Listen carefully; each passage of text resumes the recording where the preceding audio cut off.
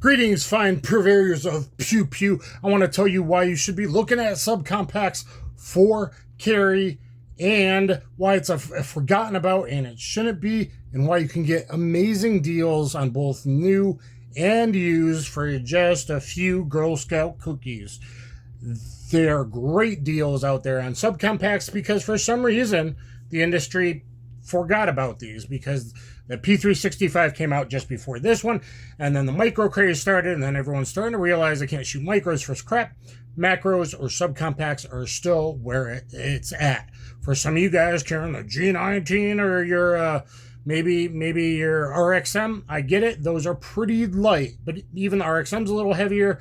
Those are light for compact pistols, and they're a little big for people to carry every single day. EDC, everyday carry. ABCs, fly your ABCs, always be carried.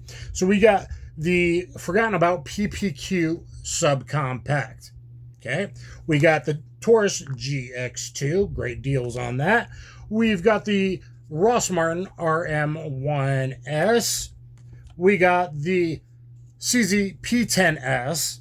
And we have the Stoer STR9C. They do make a subcompact, but the C fits my hands better, so we're going to go with it because all these are pretty much 3.4 to 3.8 inch barrels, meaning you get really good expansion and everything you need from something like a HST or Punch, ideally, but even once you reach about a 3.4 inch barrel, even some of the cheaper rounds tend to ballistically do fairly okay.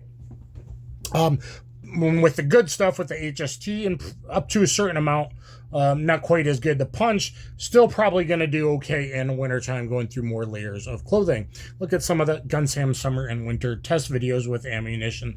I've sent them. Okay, so 3 of these are transformers. What do I mean by that? Most of them are 12 and 15 rounders, but this one was small. It was a 10 or a 15 rounder. 10 or a 15 rounder.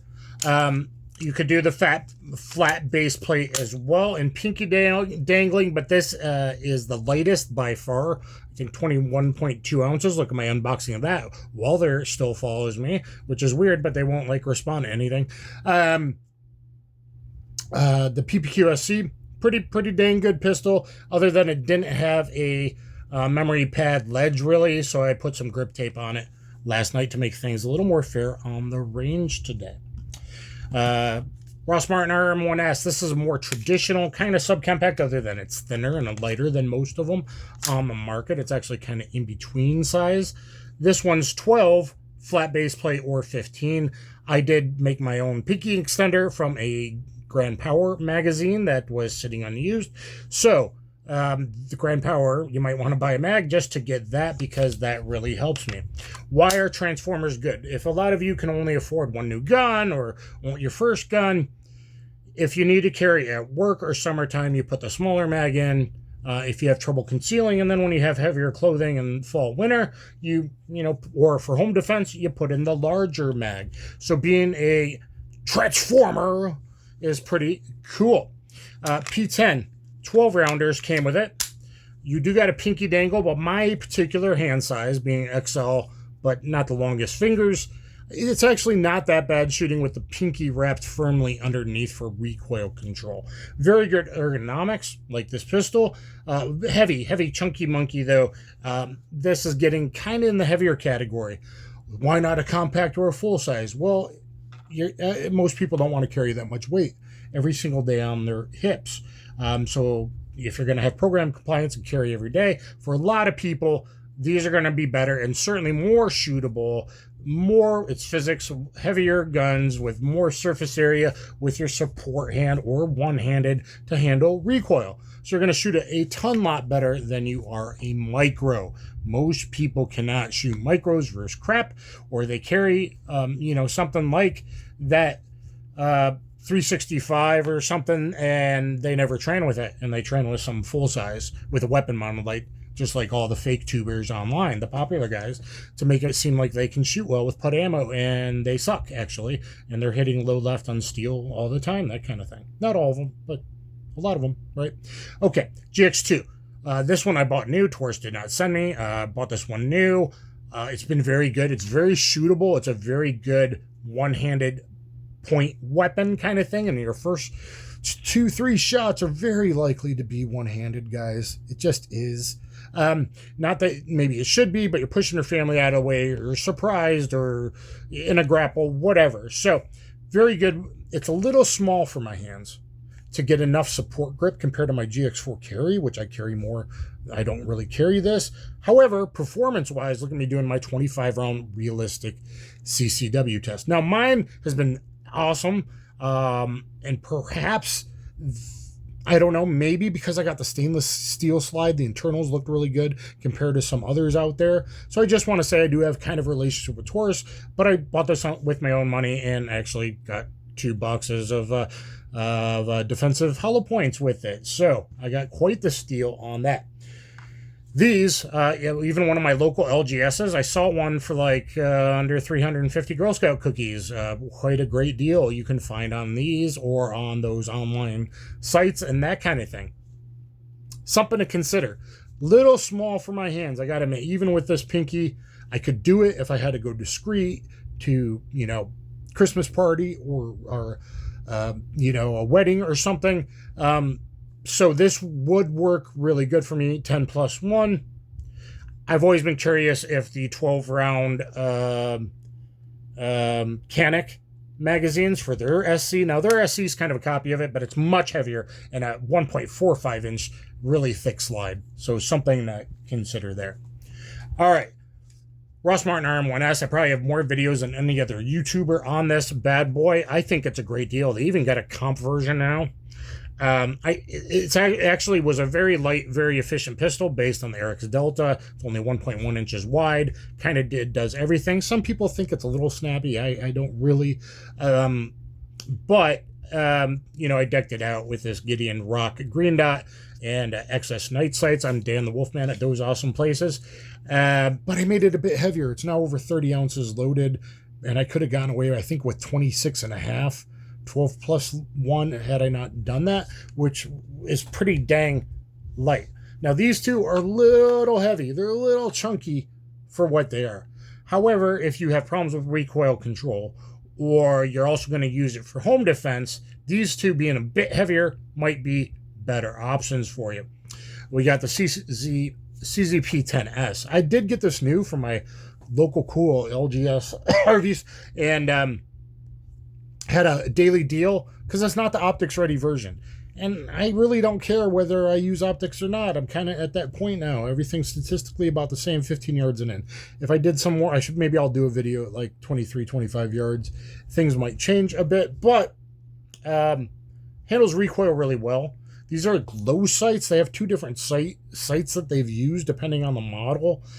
So I thought Glock sights would fit on this front. I plan to change it out, but maybe it doesn't. Let me know, guys. Do I need a 75 night sight or something with that? Please let me know. But point shooting wise, with this 3.5-inch barrel and slide, it points really well for me as just kind of like a natural shoulder point extension, and I just find it. And so for like kind of flashlight picture or point shooting, but using your sights a little bit, it gives me this really nice kind of triangular, UFO pyramid type sighting system. There we go. So, budget buy. Get it around the holidays, man, when they're on sale or with rebates. The Stoker STR9C. Again, they do have a subcompact. If that works for your hands, do it. 3.8-inch barrel, 3.82. This one's a little more expensive because it was optics ready with a Gideon Omega green dot on it, a circle dot, my first one I ever used, which is a good first dot, probably for a lot of people. Big SRO home window, Gideon optics, again, here. Now, some of these pistols, not a ton of holstered manufacturers, so let's talk about that to wrap up the video. This is a tactical holster for an MNP 3536, something like that. Probably the 2.036. That's hard to find in 9mm, but I do have one in 40. So FN 509 compact I would recommend. FNS, I liked mine, but there was some issues with FNS. The 509 compact, really good. The M&P 2.0 and 9mm with a 3.6, really hard to find, and I think there's only an LE SKU still offered. But those are pistols you can find used for great deals, okay? Really, really, really. Tactical, I swapped that out to the DCC monoblock. Look at my CCW. Why I do that, I don't really like plastic clips. But I carry this pistol in this. For the range today, I'm like, I had to do some, like, what am I going to use? Because I only had, this will work in this, because I don't have a dedicated for the subcompact. Stoer, this. So these three work really good in this Tactical holster made for a M&P.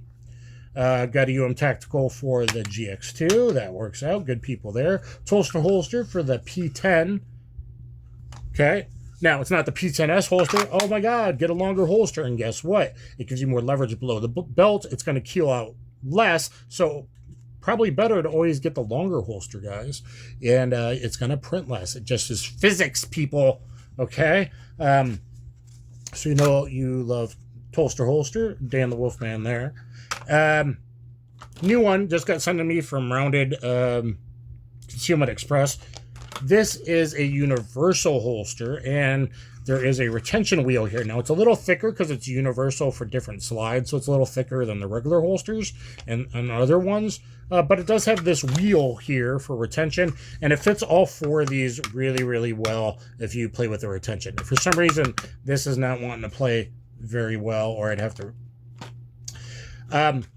Also, holster contour for a P320. Not that I'm telling you to do this. It's just kind of good if you have a lot of pistols. And even to a less extent, but even their oath holster, you know, inside waistband or appendix holster for a P320 happens to fit just tons and tons of holsters, including these, especially this one, because you can adjust the retention.